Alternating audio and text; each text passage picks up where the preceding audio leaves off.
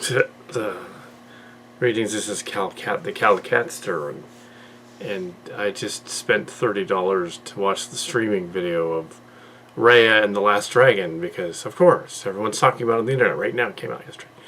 Yeah, this is the Cat Reviews channel is back, more or less, for reviews. Can't go to theaters quite yet. Yeah, don't have the Fauci ouchie yet. But we can watch streaming movies, and yeah, there's another Disney movie, the Disney Studios, associated with Disney Studios London, oddly enough, and an East Asian version of Disney Studios all got together and did a sort of Pixar-like feature film. Yeah, so because either they can do it or Pixar can do it. So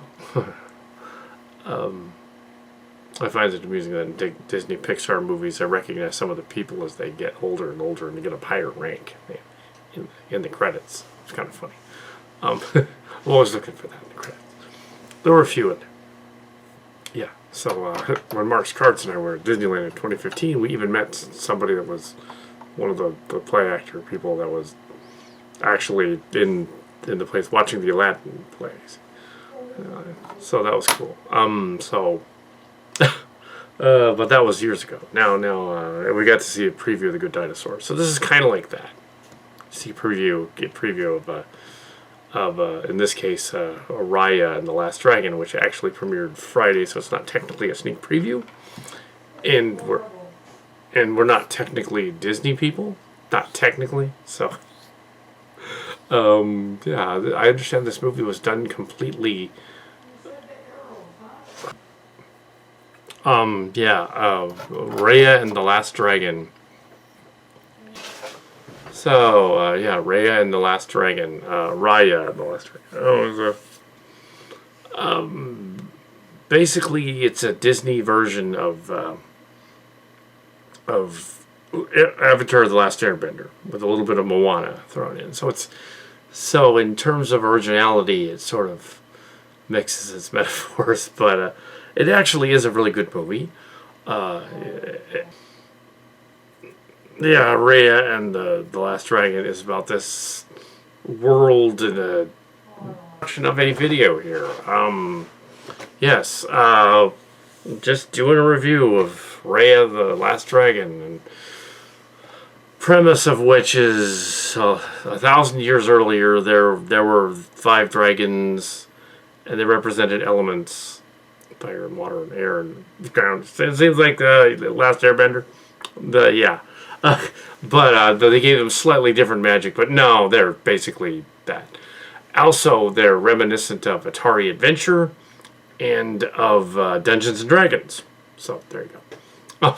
Except it's Eastern Dragons. So, Eastern Dragons are good, whereas Western Dragons are supposed to be not so good.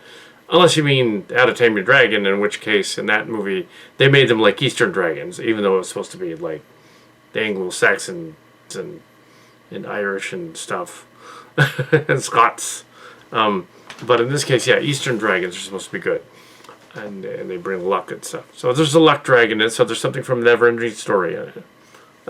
Yeah, so there's kind of everything in this movie. Some people are comparing it early on to Moana, but although it's Southeast Asian, yes, but it's not really Moana. It's its own thing. It would be like saying, well, Snow White and Sleeping Beauty are in the same universe, right? Really? Well, I had 2 white girls, but you know, yeah. So it's quite different.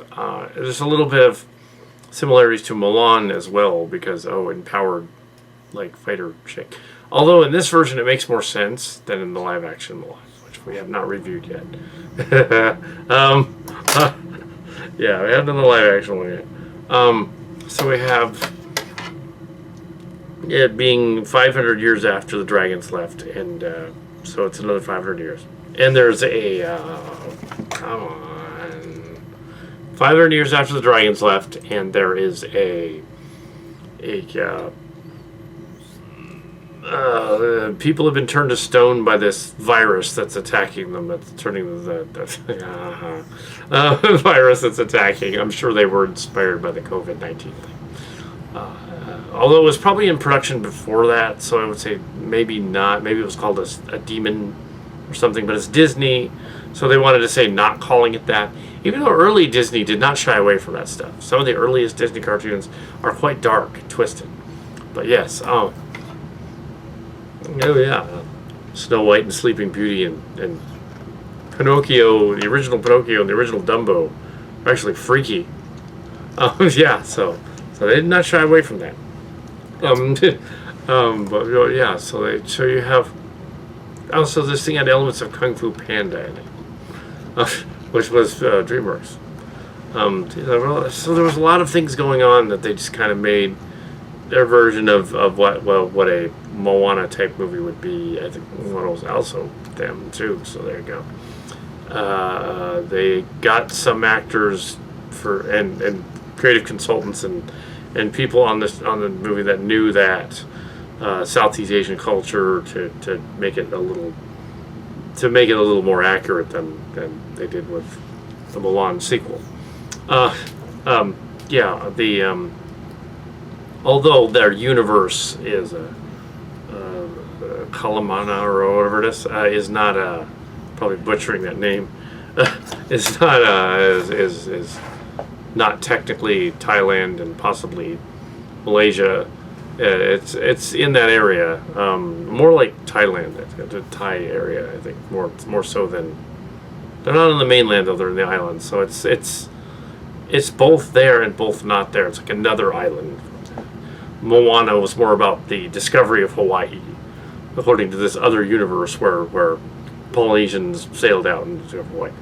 Hawaii is a goddess, apparently. But in this one, it's more like, the princess is guarding the gem that the dragons imbued with their powers, their magic powers. So it's a little bit like Brave. There's a lot of elements of Brave in it as well, which had a brother bear / mother bear transformation person going on. Except now the dragon transforms into a lady, but yeah, and so some of the things transform into a lady.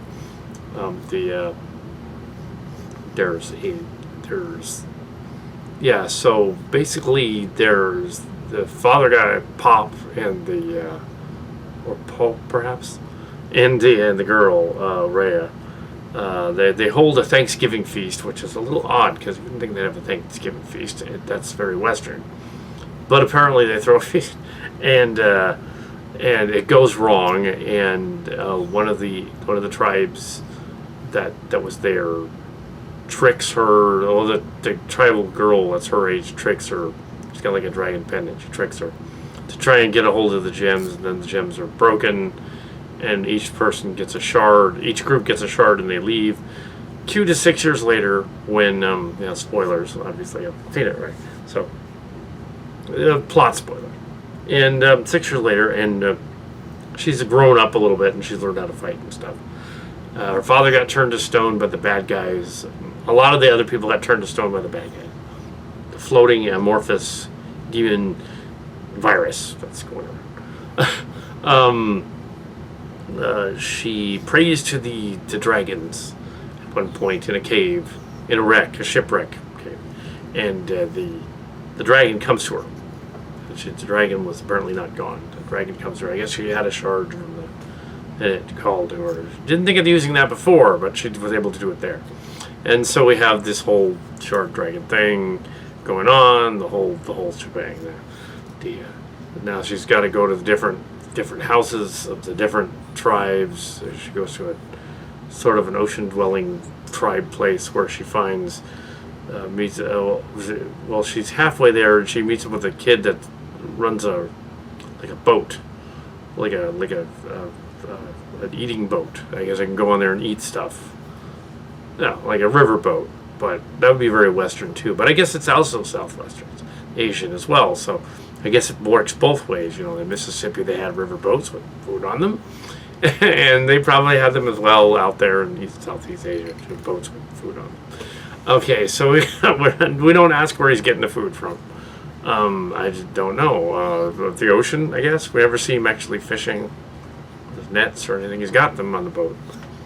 But the dragon, disguising herself as a lady and sometimes as a dragon, helps them to go to the various cities, lands, looking for shards from the jewel to replace get all these jewels together. Meanwhile, we have our antagonist, not villain, antagonist girl from the earlier scene, whose mother is kind of a villain, who wants to, because their group is more powerful and more domineering and more like the colonial settlers type of thing going on. It's clearly a metaphor for that imperialism. She wants to double cross them. His daughter, go out, find them, and at one point they're in a bazaar on a floating, the floating part of the city thing. The cities are actually named after different parts of the dragon: spine, talon, and stuff like that. Fang, Fang is the main one, the bad guy one. Heart is the good guy one. So it's a little bit of also a little bit of Captain Planet thrown in there. So there's a lot. Captain Planet Wolf. There's a guy that sounded just like George Takei, but I don't think it was in the cameo earlier on. Just somebody imitating him. And we have fart. Yeah, there was a fart scene. There was a fart bug in it, but at least it was played as part of the story. Why is there a fart scene in all this? I guess they got to appeal to the kiddies. It was like PG. I don't even think it was PG-13. I mean, even the dark scenes are like not. Yeah, this would be great in theaters. It is in theaters, some theaters, but don't have the vaccine, so I'm not going to the theater. So I watched it here, and when they reopen, then they're not showing it at Cinemark anyway, which is the closest one, because there's apparently a Disney moratorium on Disney movies over there for some reason, because Cinemark is mad at them. That would leave the two AMC theaters, which are kind of run down. No, we're not gonna do that. Anyway, so we have a really strange sort of no. The bad guys turn things into stone, but they're amorphous black cloud viruses attacking them. The fight scenes, though, are well done. They must have got some fight choreography from somewhere. Better than in the I understand than in the Milan remake. Yeah, so they have the fight scenes are cool. There's a cat fight at the end. I won't give away everything and what happens to everybody and whether everything works out because it just came out. I suppose I could do a more in-depth review later, but I think that it would be more apropos to not give away everything. So they go on this adventure to these different lands and they try to solve the mystery thing. It is a better Avatar: The Last Airbender movie than the M. Night Shyamalan one. It's a much more realistic. The pill bug thing is sort of Appa, but they call him Tuk Tuk or Tuk Tuk, Tuk Tuk. Yes, because Tuk Tuk means something else. Tuk Tuk. So it's a Thai, Malaysian Thai / movie / possibly Vietnamese movie a little bit. There's Vietnamese elements. I gotta say more Thailand. Thai, yeah, it's more like that. With a little bit of some of the other stuff. And it's not really literally that. It's just that they had to make up a fantasy world that sort of resembles that. So they wouldn't. Because even Moana was not really what the Polynesians exactly did. They did something different. They changed that and had them not explore for 1,000 years. It's like, no, they would have been there already. No, they changed that. So, because they explored all over the place. They even made it to South America. Yeah, a lot of the South Americans are descended from. They made it all the way. They got all the way there in ancient times. Island hopping and stuff. So, yeah.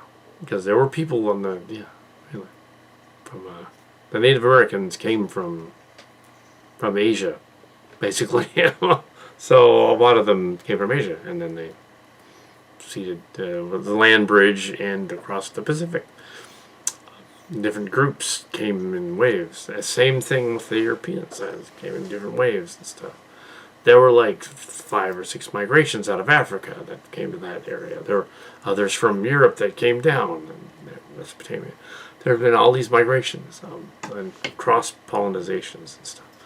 Well, so in the story, it's a nod to colonialism being bad. There's definitely elements of that in there.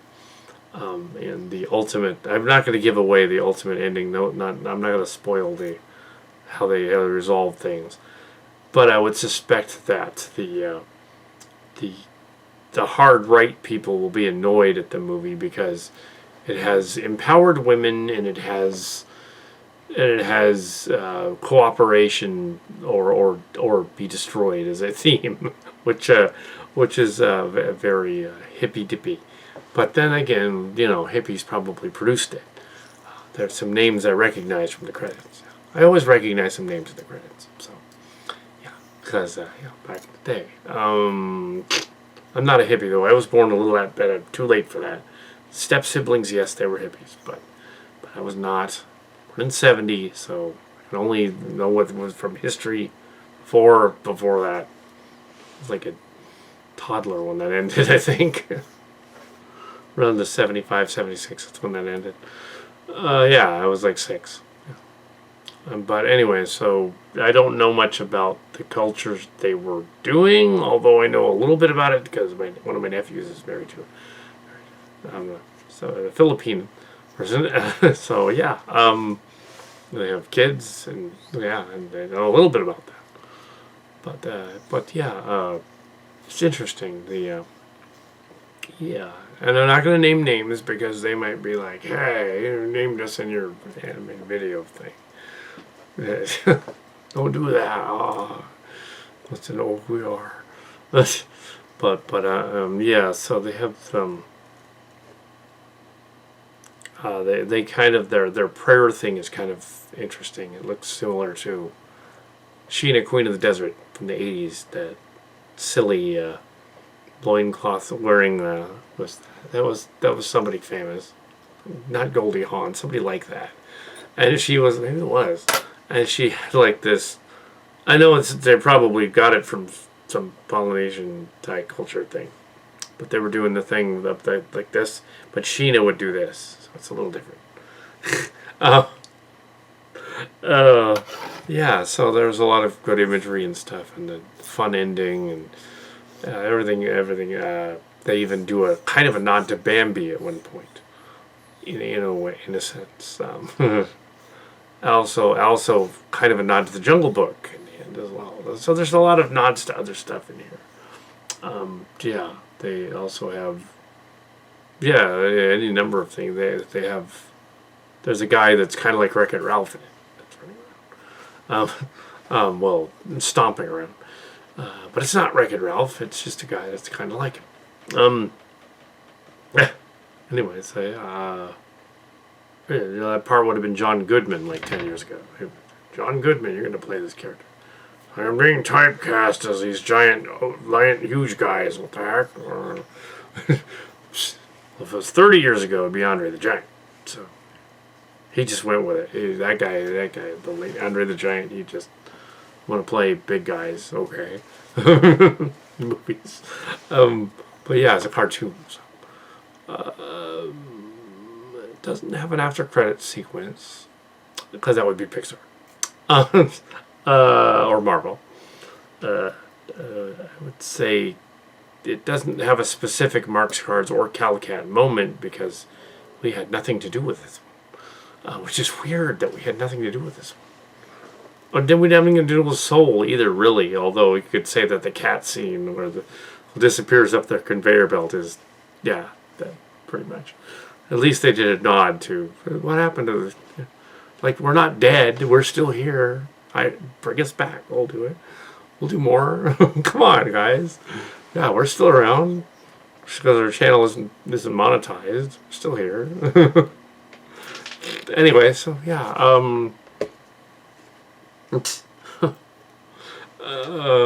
So it's like when Paramount was doing the Star Trek things.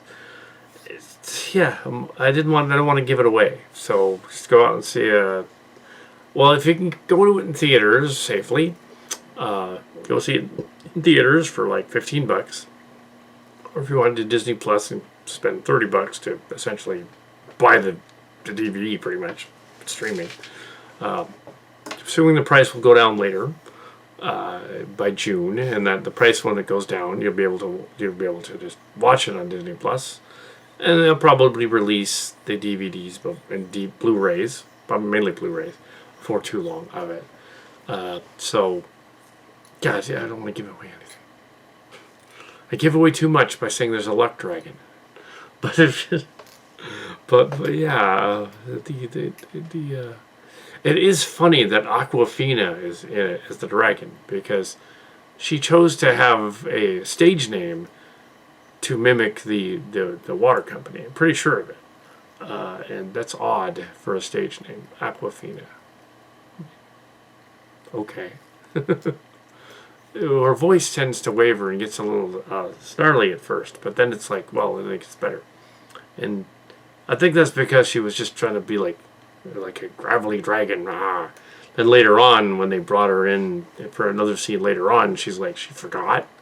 So her voice later on in the story is like a little different. And it's like, what happened? Oh, she forgot to do the voice. Oh, well, that happens. Happens a lot in my stuff. But I'm not getting paid. So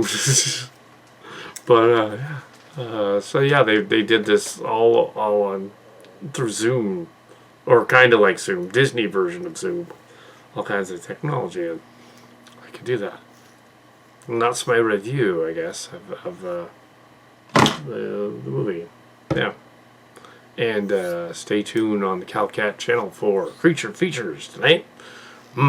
In probably 15 minutes, roughly. Anyway, this is CalCat, the CalCaster.